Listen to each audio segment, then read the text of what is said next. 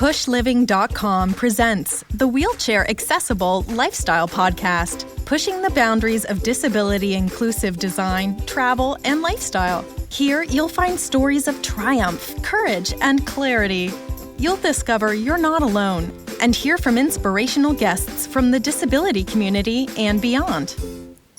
You'll get fresh reviews of the best inclusive travel locations and fabulous products to help make your life more functional, healthy, and fun. We will intrigue, enlighten, and encourage you to live your best life on wheels. Whether you're a wheelchair entrepreneur, a stay-at-home mom or dad, or newly disabled, you will love the advice and ideas we share to help you learn, grow, and push your own boundaries. Now, let's roll. I'm Deborah Davis, and I'm your host. Today, we are welcoming Daniel Campbell. Daniel is the CEO and the founder of ReneGait. He is the inventor of the ReneGait Spartan, which is a mechanical gait trainer. The reason why he is an inventor is something that he's going to tell us a little bit more about in our upcoming show.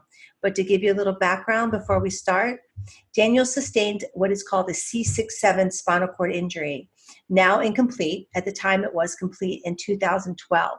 He was at a fraternity event. He was a wrestler. He was an English major at a school called Augustana in Illinois. After he sustained this injury, he took off about 3 years. He actually became a little bit of a philosopher, and he overcame a lot of his mental obstacles and by introspection. And he's going to be sharing a lot of those articles and blogs, not only on PUSHLiving, but on his own ReneGait.com website in the future. So be sure to look out for that. But after taking off 3 years, he started reading, and he was inspired by his favorite authors, Carl Sagan and Isaac Asimov, and he decided to change course entirely and no longer be an English major, but be an engineer, which is why he is now an inventor. So sometimes the world doesn't exactly work out how you want to, but now he's in a place where he's really helping many, many people, and you're going to learn a lot about that today. So welcome to our show, and welcome, Daniel. Thank you, Deborah. I appreciate that introduction. That was very nice. You're welcome. It's so good to have you here. So tell me a little bit about, I know everybody's curious, you're a fraternity guy, you got an academic scholarship, so you're very bright. What happened that ended up putting you in a place where you became an inventor and an engineer? So it took a spinal cord injury, I guess, to flip me that much. It's funny when people ask what I was doing at the time of injury, and I tell them I was an English major. I read Shakespeare in my free time, and now I haven't read a book in 3 years because I'm so inundated by engineering work. It's a drastic transformation. But what happened was, I went to this school, Augustana, and I fully immersed myself in the social freedoms that come with going off to college the first time. And, my parents were totally shocked when I told them I joined a fraternity. So were my brother, sister, high school friends. It just wasn't that type. I was more of a, in my head kid, had a few close friends in high school. But I really jumped into it. I had a great time. I love school. I love being an English major. And I was also into sports. I'd been a wrestler. And so at the end of my sophomore year at Augustana, there was an event, this all day, we called it Pigma, and we roasted a pig, and all the fraternity brothers brought their families together for this long day of eating and drinking. And it's a really fun annual event. And it was at this event that at the end of the day, most everybody had gone home or fallen asleep. It was like 9 p.m., but since we started so early. There was a good friend of mine who was still awake and with the last few survivors, Ben, and he and I were very close. We were going to be roommates junior year. We had already signed a lease together. Wow. And he had also wrestled. And so we did something that we had done 1,000 times before. And, once the girls leave and there's no one to impress, we'll roughhouse with each other, and so we did. And, in a matter of minutes, I don't remember very well. There's a little bit of that retrograde amnesia from hitting my head. Right. But what I remember is, I set my drink down and we started roughhousing. And next thing I knew, I hit the floor. I felt like a warm jolt go through my body. People describe it differently, but that's sort of what it felt like. And then I just couldn't get up, didn't have any sort of cognitive reference for where my body was in space. I remember thinking that like my legs were underneath me and I was at a really weird angle when actually I was just laying flat. It was bizarre. And so the fact that, people were telling me you're just laying there because I told them to fix my legs. That's when I knew something was horribly wrong. I knew that if I don't have proprioception, if I don't even know what my body's doing, that's not a good sign. Yeah. And that was it. And then after the injury, what led me, away from English and more toward the STEM field, was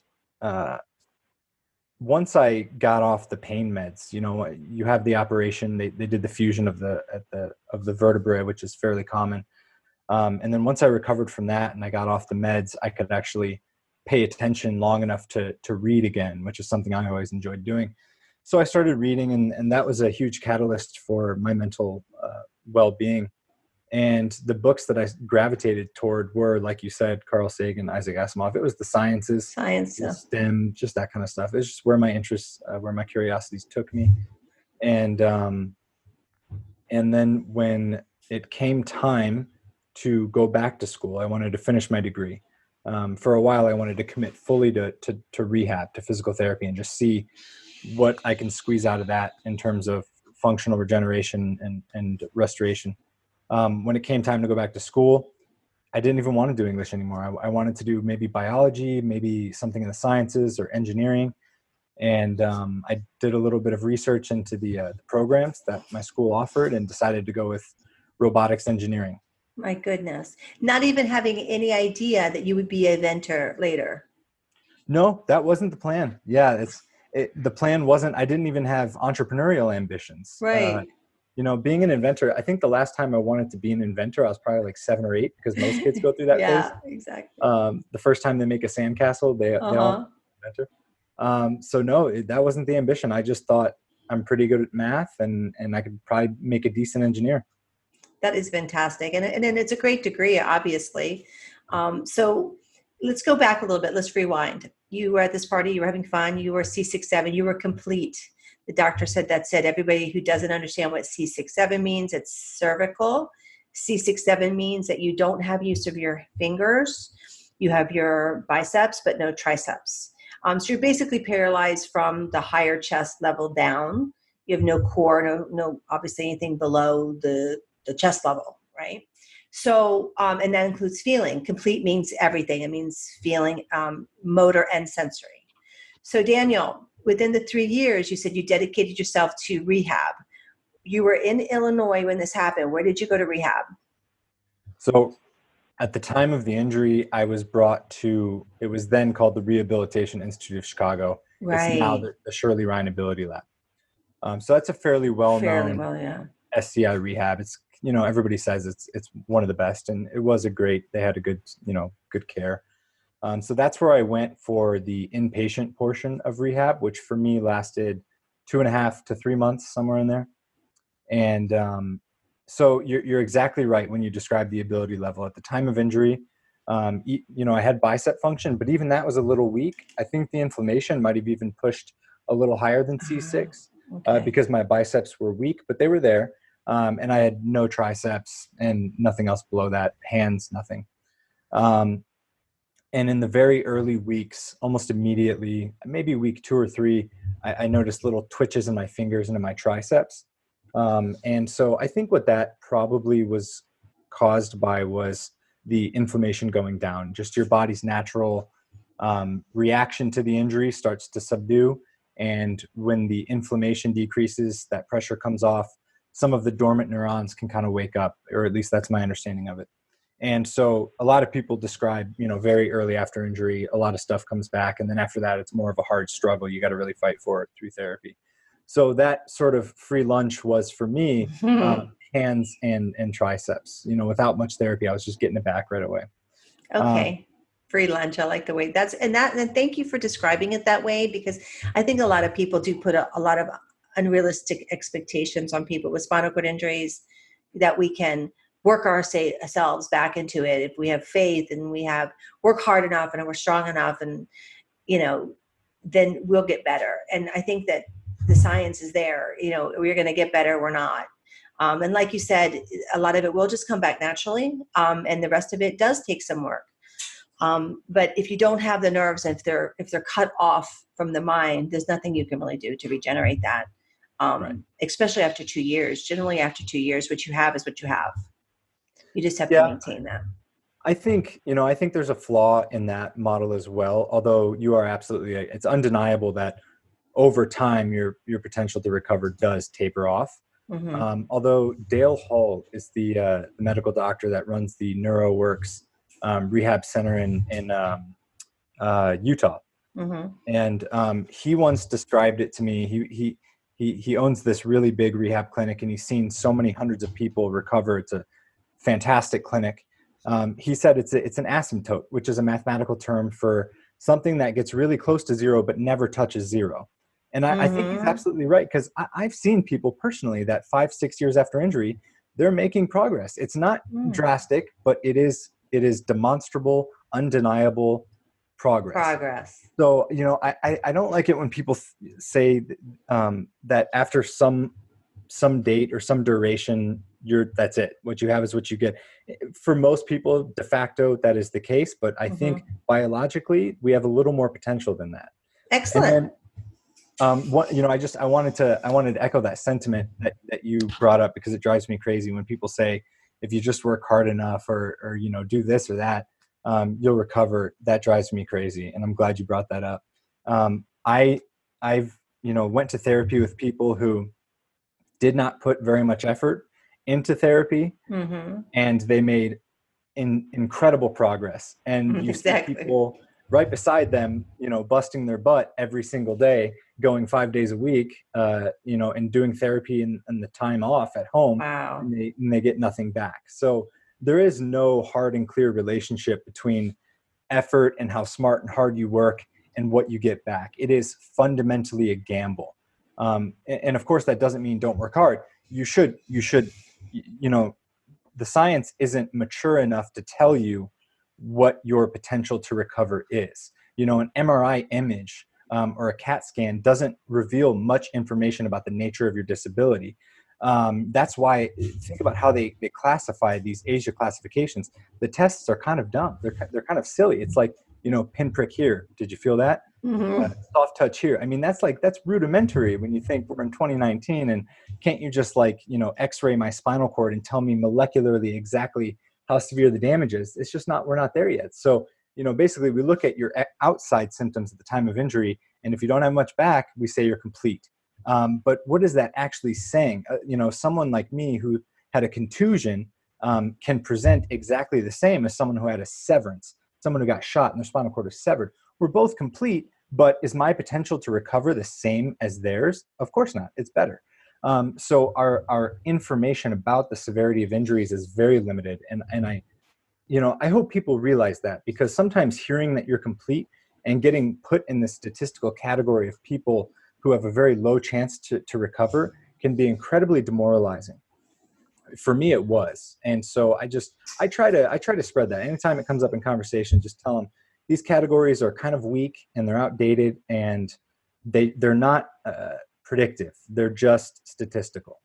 Well, I think that's a big bonus, Mr. Engineer, because that's something that I don't think most people in our audience really understand. I certainly never heard it explained that way, where that you couldn't really see on a molecular level what your capacity would be. So thank you for, giving us hope and letting us think about it. I know personally I'm a C6-7 incomplete just like you, Asia B, which is kind of ironic that we both have the exact same level. But I do notice sometimes when I go to the gym, and I was injured at 18, that my stomach muscles are starting to engage. Now, is that because I already had the neurons were there, the nerves were already there, but I just never used them because of the way I'm sitting?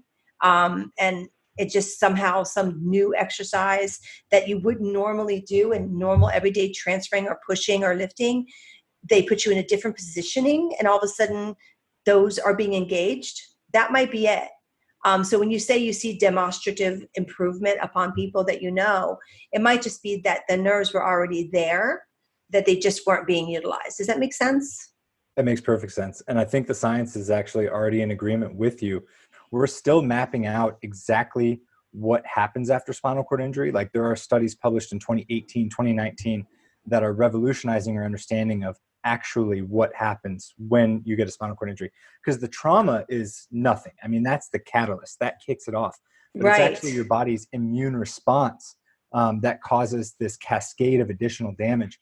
And so, at a certain time, I think it was in the 90s, we figured out that there is such a thing as dormant neurons, and they're not dead. And so that kind of revolutionized things. So yeah, it could be the case that in your spinal cord, there's some bundle of neuronal pathways that are not dead. They're not irreparable. They're just dormant. And what that means can vary, but sometimes it's just like an excitability threshold thing. So if you give yourself enough of an incentive to get that signal through, and you lower the excitability threshold, you can see stuff like that. And if you talk to people, just a casual conversation, other people with spinal cord injuries, they've all got stories like you just described, where they notice these weird idiosyncrasies with their body, and it's hard to describe. And it's fascinating because everybody experiences that, it seems like. And unfortunately, sometimes it can go the worst way, where I have friends who, all of a sudden have less function after 12, 15 years, or they're starting to lose function, or they're starting to get pain where they didn't have it before. So I'm excited. We're going to talk a little bit later, audience. So hold on, don't go anywhere. Let's talk about the ReneGait and the inventor stuff and the entrepreneur stuff and supporting people with disabilities. But wait, because we're going to talk a little bit about the end, about some of the things that Daniel wants to do with regard to making sure that all of us have the most updated research and information about spinal cord injury research and what's out there, because it's really hard to find it, to compile it. I know I, for one, don't have the time or probably the desire to really go that deep. So let's let the experts do that. And we'll talk a little bit later about that. Okay, Daniel? Sounds good. Okay, good. All right, so you graduated. Let's talk real quickly, not real quickly, but let's talk a little bit now. I want to touch on the way you overcame. Here you are. I'm assuming you're what, 19, 20? 20 at the time of injury. Okay, 20 years old. 20, yeah. You're a young man, 20 years old. And you had to go back home, because you had family in Illinois, and you sat at home for 3 years before you decided to change your degree and move on to Arizona, where you end up finishing your degree in engineering. So congratulations on that. But while you're there, you had to overcome a lot of mental difficulties and challenges, obviously, being a person with a spinal cord injury. We all can relate. But as a man, tell me a little bit about how you overcame those obstacles. I think your perspective is very important as a man, as a woman. Also, your age, what you were doing in life at the time. It can all vary. Someone who is born with a neurological disability has to deal with that very differently than someone who is an athlete at the age of 20 and then they have their body shut down, versus someone who is 60 and loses half their body or whatever it may be. It's always different. But I think essentially neurological disability challenges the fundamental things that make us happy and that control our emotions. It's feeling like you have purpose, feeling like you can make progress, like the days are meaningful. You can actually use that time to do something that advances something in your life that is significant to you. So at the time of the injury, I was 20 years old. I partied a lot, hung out with friends, played sports, worked out. I was very in tune with my body. I was an enthusiast with fitness and nutrition. Had a six-pack. I was very proud of it. And as soon as I got hurt, I knew that was going to go away. So that was sad. I'm making light of the situation, but the fact is, at that time, my identity was intertwined with my body. And when you lose that, it's like disturbing. It rattles you to your core, and you have to find a new identity. It feels like a rebirth. And so, once I realized that, I sort of reverted back to other areas that I could dive into that I knew I would love from childhood, which was reading, tinkering, building things, writing, stuff like that. So I coined it the human refuge. And this is something that we all have at our disposal with a disability. It's your mind, and your mind can be endlessly explored and rewarding. So it is true that for healthy people, you should, to some extent, live in your body. You should enjoy biological pleasures. You should exercise and feel those endorphins, and and do those things to be healthy and happy. And as a disabled person, you should do that to the extent that it is possible. But then you need to lean more into the human refuge. You need to, with your mind and what is still with you, use it. Use what you have left. There's people who, with locked-in syndrome, they write a book, right? By blinking their eyes. So that's an extreme example of someone who has no arms, no fingers, no voice, no mouth. They only can blink, and they still find ways to use that functionality to achieve extraordinary things that a lot of people with fully functioning bodies never do. Write a book. And so I think that's really, for me, that's what it was all about. I don't know if that's a male thing or a 20-year-old thing, but for me, it was, I need to find a way to use what I have left in a way that is progressive and makes me feel like I have meaning. And so for a while it was writing. I started that blog I told you about. Right. It was reading, it was tinkering, building things, starting projects. Actually, a video game was one of the first things that I noticed made me feel better. As silly as that sounds, it was this video game called StarCraft, and I started playing it, and at first I was trash because my hands, Right. And after a couple months, I was on like the leaderboards. I was actually ranked. I was really good. And I was playing against kids who, kids, most of them are kids anyways. They were, the way that you measure how fast you play the game is actions per minute. Their average is about 300 actions per minute. So if you watch them play the game, their hands were a blur on the keyboard. Mine was about 30 actions per minute. I was using my thumbs to hit the keys, but I had to compensate. I was 1/10 as fast as them. So I had to be 10 times more strategic in the long game. My goodness. And that's what it's all about. It's like, okay, so, when you're a kid, your parents probably told you that you can do anything you put your mind to. And so when you lose a lot of what you have at your disposal, it can be very disorientating. It's like, well, now I can't do this and I can't do this. Did you guys lie to me about the world? Is the world actually not fair? Yeah, unfortunately, that is true. But you still have this at your disposal. You can still use this, these, whatever you have. There's always a way to use it. And I think that the key is just actually using it, channeling it. That, as you're talking and you made a comment, I want to ask you to follow up on that because it's very inspiring what you're saying. But I'm thinking about, you're saying, well, is that a 20-year-old thing? Is that a male thing? I'm not really sure. And I'm thinking to myself, no, it's not a 20-year-old thing. It's not a male thing. I think it's a gift that you have that not everybody does. And unfortunately, not everybody's capable of even thinking the thoughts that you think, much less, achieving what you're achieving, going back to school, becoming an engineer. So it's sort of like a rare thing is what I want to say.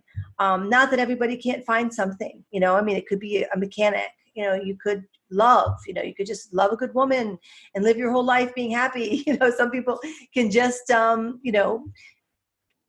play video games their whole life and be happy, or just do any type of job. But it's rare to be able to have the kind of depth of thinking that you are now exhibiting and be able to even consider having the comprehension at your age, at 20 years old, that your mind is unlimited and it's infinite, what it can do. Don't you think?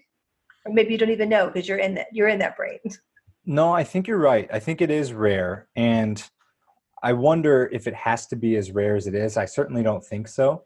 Like there are biological, very real limitations to someone's ability to introspect and to cognitively model and frame things like IQ, what you're born with. Some people have lower IQs than others. That's like I said, life isn't fair. The world's not fair. But I think most people are very capable of coming to these insights that I've come to. It's just a matter of, reading philosophy and actually taking time to introspect maybe meditate. I'm a big proponent of meditation. Oh, And okay. so I think if people just change their habits, their practices, they could very, very well come to the same realizations I've come to. And that's something that I think is very important for But just it's about. also discipline. I mean, what you're talking about requires a lot of discipline. Meditation alone, it requires a tremendous amount of discipline. Introspection, reading, all the things you're saying. We could give somebody who just got injured at 20 years old in the hospital books on meditation and books on introspection. We could talk to them every day and they still won't do it. They'll just sit there and won't reframe their mind. They'll refuse to look at it any differently. They'll refuse not to be a victim. They'll refuse to see it in a different way. You're 20 years old. Your whole life was your body and your agility, and you chose, or the gift that you were given. I don't even think it's intelligence. I mean, I think IQ has nothing to do with it. I think it's just it's almost like a spiritual thing. I don't mean like God, but I mean, I don't, because everybody has a different God, but it's something else. I agree. I know what you're talking about. And this I'm puzzled by as well. I simply don't have an answer for it. I've thought about this long and hard, and I still don't know to this day, did I just get lucky or did I actually engineer the way to get the discipline that is required, or the motivation to be disciplined? Because like you said, it requires discipline. Yes. Right. And what does discipline require? Motivation. And what is that? Right. Biological homeostasis. When you're depressed, you're not going to be very disciplined. You're not going to be very motivated. So Right. How did I actually get to the point where I could tolerate reading and meditating and were prone to do that sort of thing? I don't know. I think about it all the time. I think a lot of it is luck. I have a wonderful family. They supported me. I was just going to ask you, because if you think about it, Daniel, you were already had that biological homeostasis, which I love that term now, that you were already someone who had a six-pack, someone who was into fitness, someone who was, really healthy in college with an academic scholarship. You were already a very disciplined person. So your personality had already been formed. Let's talk about that. Go back. How did your personality get formed? Ooh, I guess probably the 5 people I spent the most time with. Have you ever heard that quote? No. So yeah, you are the amalgamation of the 5 people you spend the most time with. Okay. So both of my parents are very intelligent, hardworking, disciplined. I have a brother and a sister. I've got some really great friends. And then all throughout my childhood, I always liked to build and create. That was just a trend that persisted from day one. My parents tell stories about when I was just barely 1 year old, and I figured out how the sprinkler worked in the backyard, and I was explaining it to my dad. Wow. And so that's always sort of been my thing. And so, yeah, I guess it was natural. It was like just some gravity pulled me that way.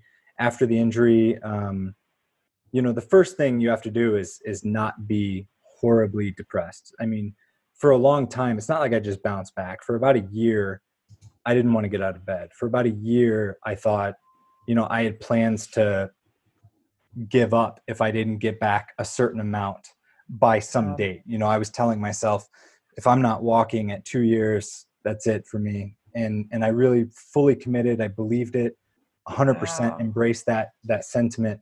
And then, month after month after month, that commitment, my strength behind it just dwindled away, because I was slowly becoming happy. I was slowly finding purpose and meaning in silly things like video games and writing blog posts. So you're absolutely right. I mean, I don't know why I was the way I was at 18 or 20. Good parents, I guess. Good genes. It sounds like it. It sounds like a lot of those things, the genes and the upbringing.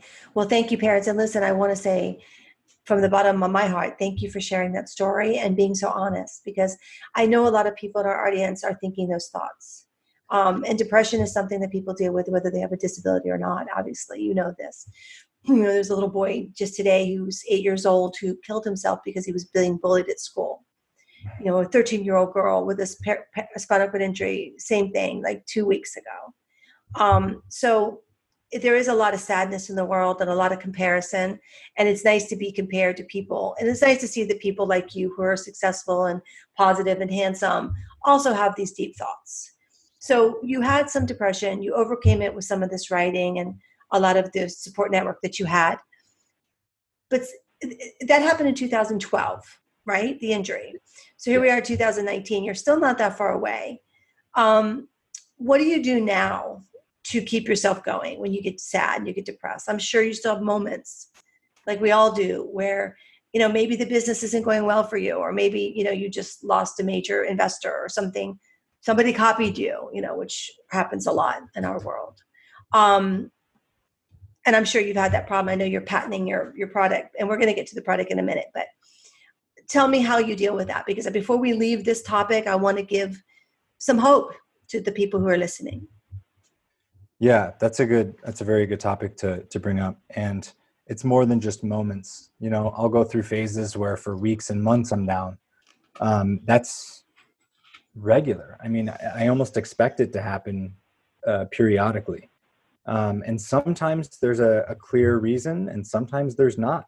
And it's just, why am I so bummed out? Why don't I want to do anything these last few days? And I try and rack my brain and determine the cause. And sometimes I get an idea and I address it and it works. Sometimes it doesn't.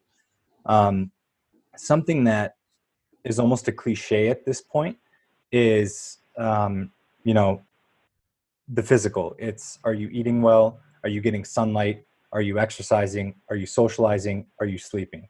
Those are the 5 pillars of physiologic well-being. And it's a cliche because, depressed people hear it day in and day out.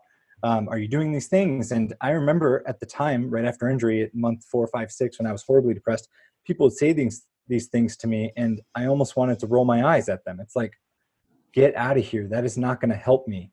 I am horribly, horribly depressed. Some vitamins and some sunlight are not going to make a difference. Until you actually try those things and you realize how much this feedback loop between your brain and your body is intact and is powerful. It's like, I remember in Illinois, I forced myself. I read a few studies on sunlight and how when it enters the eye, it actually changes what neurotransmitters your brain produces. And so the theory is getting sunlight literally physically through the eyeball can help sort of alleviate depressive symptoms. Read those, a few studies. And so I forced myself, I'm going to go outside for 20 minutes a day, 5 days a week, and just get sun. I'm just going to read outside. So I did that. And then I read some studies about vitamin D and about exercise and about sleep. And I just started taking these things seriously because I saw the science, and the science was real. It was hard. It was good, double-blind, studies. Yeah. And it made a very real difference. And so this sort of ties back to what we were saying before, where did I get lucky, or were these actually the steps to improvement? It's hard to say. But for people who find themselves down in the slumps, you got to address the 5 physical pillars. I think it's so important. Don't ever discredit it as being not significant enough to address and to take steps towards. Really, really do that. Exercise. That is fantastic advice, Daniel. And I'm so glad I asked that. And especially, okay, but what about, I love the sun part. And we can eat well, but not so hard, sleep well, maybe not so hard if you don't pain. But exercise. I 100% agree with you. And I just did a lifestyle video about biking and swimming, because I do realize that does make a big difference in feeling depressed and motivated with work. I don't know if you saw that. It's on our YouTube channel. But what type of exercise can you do when you're a C6-7 quad and you're just out of rehab? Yeah, that's something that right after injury, I thought I am going to get fat for sure. I just planned for it. The only thing I didn't do was buy bigger clothes yet. I figured, I'll just wait for it. But I was certain that I'm going to get fat, because if you think about it, you and I have very similar function. Yeah. When we exert ourselves to the max, let's say you're pedaling an arm bike, you're using every muscle that you can use. That you can use. And how much of your body does that constitute? Maybe 10%. Right. So a normal person, a healthy person, a light jog they're burning more calories and using larger muscles than you are when you're fully exerting yourself with everything you have, because it's only 10% of your body mass, or of your total muscle mass. So it is true that it is difficult to achieve a good exercise regimen when you are profoundly physically disabled, like we are. And so, I have an opinion about this, and I'm not 100% certain that science agrees with it, but I think it does. And I lean more in favor of intensity, resistance training over cardio, just because I think when you only have 10% of your musculature to work with, really hard to achieve a good cardiovascular load doing the typical long form things. So if you pedal an arm bike for an hour, what is your heart rate actually getting to? And what kind of a biological response is your body actually experiencing versus if you just go all out, and start lifting. Okay. Doing rows or pull-ups or something like that. So, in my opinion and in my experience, resistance training is super important. Okay. So before we go on, because I know we got to talk about the invention, how do you do resistance training if you don't have a spotter? Do you go to a gym? Do you hire a trainer? Is there programs? I mean, give us some advice on that. The way I started was I hired a trainer. Okay. And they would set me up and put the weights on and support my body when they needed it. The dude is like 300 pounds bodybuilder, so he could basically just handle me. But that evolved, and now I only need a spotter once a week for one workout. I need a spotter. Everything else, I figured out ways to stabilize my body. And so for me anyways, and it's going to be the case for a lot of people, it's all about balancing the forces. So if I'm about to do curls with my right arm, it's going to pull my body this way, and I don't have the core to stabilize myself. So I have to position myself in the machine so I can hook my arm around a bar or something like that to stabilize myself while I do the curls over here. Do you transfer to the machine? Yes, some. Okay. Not all. You have to do a lifestyle video for us. Would you do that? Yes, I would love to do that, because this gym topic is something, I've thought about this before. I need to just film myself doing all these workouts. It's just film it. Use those techniques. Yeah.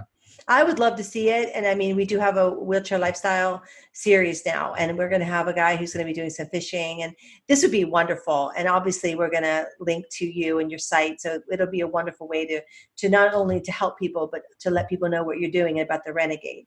Okay. So stay tuned, people. We're going to be adding that soon. I'm sure we'll get that done this week. It's just a casual thing, just video to help save yourself doing your workout. Okay. So let's talk about the ReneGait. When did you invent it? You were injured in 2012, and why? So I moved to Arizona after that 3 years doing rehab. I moved to Arizona to go to school for engineering. And after about a year of engineering school, I found a clinic out here as well to continue my rehab. Now, when I left Illinois, I was going to Next Steps of Chicago, this PT clinic. Right. And I was making tremendous progress. And my therapy regimen at the time, involved a lot of locomotor or gait training. So they would use a bodyweight support system, suspend me over a treadmill, and then therapists would manually manipulate my legs through the walking motion, hundreds of steps, 4 to 5 times a week. It was, it was a lot. It was Susan Harkema's NRN, Neuro Recovery Network treatment model. I was actually part of that study. And so doing that treatment regimen, my progress really took off. I started regaining, quite a lot of functional ability, ambulation as well. Then I moved to Phoenix, and I didn't think it would be hard to find a clinic that could continue gait training with me. I figured if this treatment regimen is so effective, it's got to be pretty much universal. And I was wrong. It is difficult to do gait locomotor training with an adult human body that is mostly paralyzed. I mean, think about just, from the perspective, bird's eye view of that problem. You have to take a 180-pound person, 5'11", and you have to move their limbs for them. And the research supports this. People think, well, if they're puppeteering my legs, why is that good from a therapeutic standpoint? Yeah, that's what I want to know. It is. And there's still only hypotheses as to why. But if you go to Google Scholar and you look up forced use techniques in neurological physical rehabilitation, that's what they call it, forced use. When someone else or a robot does the motion for you. There's all kinds of theories as to why this works, but we know it does. The data is there. It works for what? Regeneration. So what they think happens is the body enters into this state of physical activity, let's say walking. Let's say you strap into a robot like an exoskeleton. So there's a lot of studies on this. It will move your legs for you even if you can't. Why does that benefit you? They think the reason that benefits you is because the information traveling from your body to your brain, it's afferent data. It travels up the spinal cord. It's being interpreted by the motor cortex, and there is an excitation response. And it's hard to explain this without going really far into the science, but basically you excite the central nervous system is the simplest way to put it.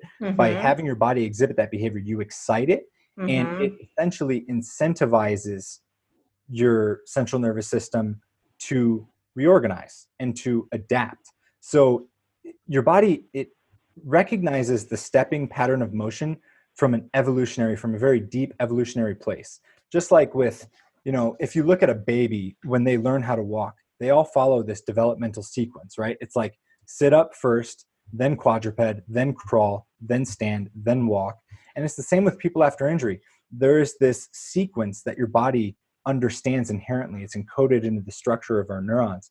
And walking is a part of that. It's part of the reason you don't have to think about it when, a non-disabled person doesn't have to think about walking.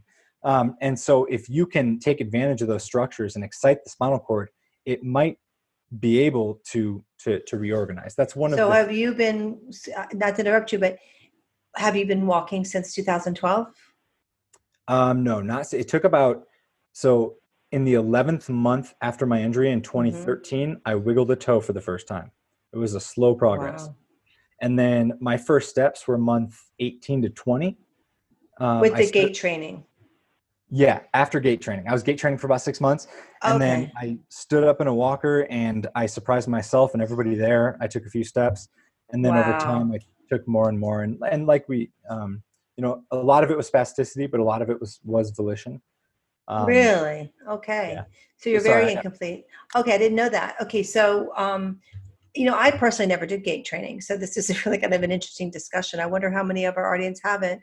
I mean, they did put me up on braces and rehab in New York Rusk. And, I fell over like a tree a couple of times and kind of said, I'll give that a miss. Also, I had really bad blood pressure issues, being a higher level. My brain never adjusted to the blood pressure. How did you deal with that? Or did you have that issue? I still have that issue. Yeah, that's a tough one. So for me, anytime I did gait training, I had to wear a binder. Yeah. If it was a particularly bad day, I would even wear compression socks. Right. And then there is one supplement that it took me years to discover: creatine monohydrate. Creatine. So the thing that everybody associates with like the beefcakes that go to the gym. Yeah. It is extraordinarily effective for low blood pressure. Stabilizing, yes, orthostatic hypotension. I mean, you're amazing. I've been taking a drug, Midrogen. I wonder if it's similar. My girlfriend says that Midrogen does terrible things to you, but I need it. So that drug goes right after electrolyte balances. So it tries to tip the scale towards sodium, which will increase blood pressure. It is very effective. The side effects are there, though. You should try creatine. You really should. Okay. What are the side effects? Creatine. If you're Midrogen or whatever the name is. I'm not sure, but anything that messes with the electrolyte balances, I don't know. That's a big system in your body. So I would just be worried. If creatine could do what that drug does for you. How long does it take for someone to notice that? It's hours. Like I would on days when I was going to do gait training, I would take maybe 1.5 grams of creatine, and then a few hours later, I'd get to therapy and I would notice I don't even need my binder anymore. It was incredible. That's amazing. Great tip. And I appreciate that. And this is the kind of stuff that you guys will find when you follow the website, ReneGait.com. And you also follow his Facebook and all the social media, which will all be in our show notes. So just when you finish hearing this today, you just go down to the show notes and click all those links and choose to follow, because there's going to be amazing articles and inventions. And like I said, he is going to help you to keep up to date on the newest publications and newest research and the newest exciting things that are happening in the world of research and health, obviously. Okay, go ahead. you mind if I put a bow on the story of why I built the Spartan real quick? Actually, I was going to go right back to that, but so please do. Perfect. Yeah. So you said you never did gait training, and I discovered after moving to Arizona that it's actually kind of rare to find clinics that support gait training for people of all different ability levels. Usually people who have some leg function, low paras, a lot of core, they'll do gait training. You don't see it very much with the quads or the more complete disability profiles. So that is why I built the Spartan. I realized that most clinics in this country and across the world, they don't have the equipment, they don't have the means to do gait training with people who have a poor ability profile. If they can't already stand, chances are you're not going to do gait training. The only methods to do gait training with like a quad that doesn't have much movement below the level of injury are the robotic solutions. You know, it's the Locomat, it's the exoskeletons. The cheapest exoskeleton right now is $70,000. So a lot of small clinics simply can't afford it. Hokema's Locomat has only sold 500 in the whole world since opening in 2012 or something like that. So there's not many of them out there. And that's why gait training isn't offered to a lot of people. And there's manual methods. Have you ever seen the manual technique where the trainer or the therapist gets behind the person, they put their shoulder in their hips and their butt to keep their hips forward, and they use their arms to drag their legs through the motion? Sure. That's one other way to do it. But with that, you sacrifice form, and there's no way you're taking very many steps because it's incredibly fatiguing for both parties. So that was the problem that I faced in Phoenix. And that's what I realized was very common. And so I wanted to build something that could strap onto my legs, that a therapist could manipulate and control all of the major kinematics of gait to assist me when I need it. But it's not going to break the bank, and you're not going to need 2, 3, 4 people. And that is what the Spartan does. It is a tool that facilitates high quality gait training. And by high quality, you mentioned the KFOs, where you get into leg braces and the you take some steps. That is something. Those are good and they're functional, but you're immobilizing 2 joints. You're not allowing the knee to move or the ankle to move. So the therapeutic potential drastically drops off because, like we said before, you want your body to enter a pattern of activity that will excite the central nervous system. And when you're only moving at the hips, you're not going to do that. So you want to make sure all the joints are moving in the correct form, and that's what the Spartan's all about. So how can we find the ReneGait? So if you go to renegait.com, ReneGait, you'll find all the information, probably more than you could ever want, about the Spartan, which is the product itself, and some information about the research behind this treatment philosophy, and all those sort of things. And like you said, I would really like to expand the ReneGait platform to include a lot of the research and the science behind just general wellness in a post-disability world. I'm excited. So if somebody, can they buy it direct, or they have to go through their rehab facility? They can buy it direct. Okay, how much is it retail? Right now it's retailing for $2,000 for a pair. That's excellent. And all of the peripherals that you'll need. That's most people. If you only need it for one leg because it's stroke or a lot of progress on one side, then you can just buy one leg for $1,000. Oh, that's wonderful. And then your videos, so if I had a family member or a partner, or I wanted to hire a therapist, I could come in and work with someone with that? Was that how you would recommend it, or you would still recommend it to be taken to a rehab facility? No, actually, the first people that used the Spartan with me were my parents. Excellent. And they're not physical therapists. So it's fairly easy to learn and use safely. I do recommend that you go to a clinic or a physical therapist who can oversee your caretaker. The first couple times. The first couple times, right. Exactly. It's kind of like an FES spike, yeah. And also, I would say that they would probably want to get a bone density and get their doctor to kind of write it off and say they approve it. Because if you don't want a broken bone, especially if you haven't done it in a long time. That is the other half of the safety message. You're absolutely right. You want to make sure that physically you can handle this. Okay, so you invented this in late 2013? 2015. Okay, 2015. And you obviously had to patent it. You had to get your own company going. And so what are some of the biggest challenges you've had so far as an entrepreneur now, an inventor, a business person? Ooh, where do we start? When I first built it, I was building it for me. I just thought this is going to help me do more therapy. And I brought it to the clinic, and my PT was using it with me. People in the waiting room were kind of looking. They asked if they could try it. Other therapists wanted to try it. And so it kind of just dawned on me like, oh, this doesn't just fit me and work for me. This can work for a lot of people. And so I did a little market So you're research. the accidental entrepreneur is what they call that. That's what it is. That's what it is. People have nicknamed me, oh, by the way, Dan, or something like that. It's very true. But then once I realized it, I couldn't ignore it. It's like, man, if I don't develop this and get this out there, I am doing the world a disservice. So the first thing I did is I went to my professors. It was really fortuitous that I was in engineering school, because a lot of professors, they came from industry. So I just asked them very directly, I have an idea. It's a very crude drawing and a PVC prototype in my garage. How do I get from that to something that I could sell someone, to a product that could be produced on a large scale that people could use? And they told me where to go. They're like, well, ASU's got some good tools. You can join the Venture Devils program. And that's what I did. So I started joining these business competition programs within the university. And basically it was me and a couple hundred other students. And we would all take turns. These teams would pitch to a panel of judges, and you would pitch the solution, the product or the service, and then also your model, how you're going to actually develop it and get it out into the world. And they would judge you based on that and allocate fundraising money. So the first couple thousand I got from ASU.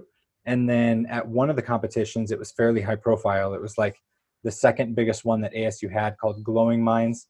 And that was April 2017. The prize was $35,000. It was an enormous pile of money. And a lot of people were there. Some news stations were there. And at that pitch, I attracted private interest. So someone approached me after the fact and gave me their card, and they said, hey, we should talk. And I honestly thought they were joking at first. I was like, this is kind of mean, because I felt like I did pretty good right there, and you're making fun of me. They're like, no, really, we should meet. Oh, that's and fantastic. I didn't say that, but I did think they were joking.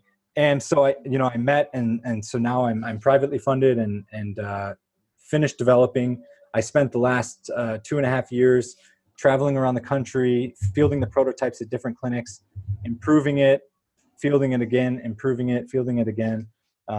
Just got the patent issued a couple Congratulations. weeks ago. Yeah. So fundraising was the first big obstacle. Developing the product was the next big obstacle. I wanted it to work for TBI, stroke, MS, spinal cord injury, different levels. So I really had to expand the functionality. And so I did all that. And now, is it still one unit, or do you have different units for different disability types? It's one unit, but there's all these like modular adaptations. There's like a shoe sleeve, for example, that's optional. And I just dropped it. So there's things that you can attach to the device, and there's ways you can adjust it so that it works for different gait kinematics, different people, different ability profiles. Well, we can find all that on your website, I'm sure.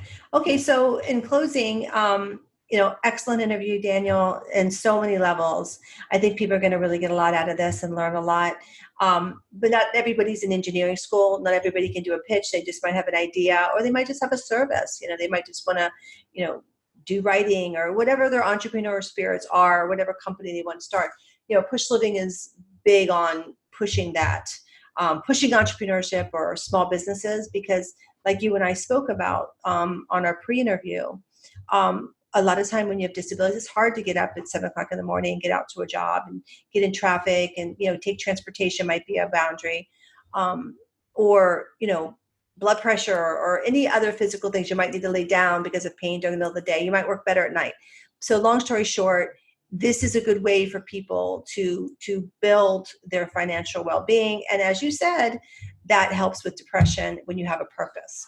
So what kind of advice would you give to those people who want to start?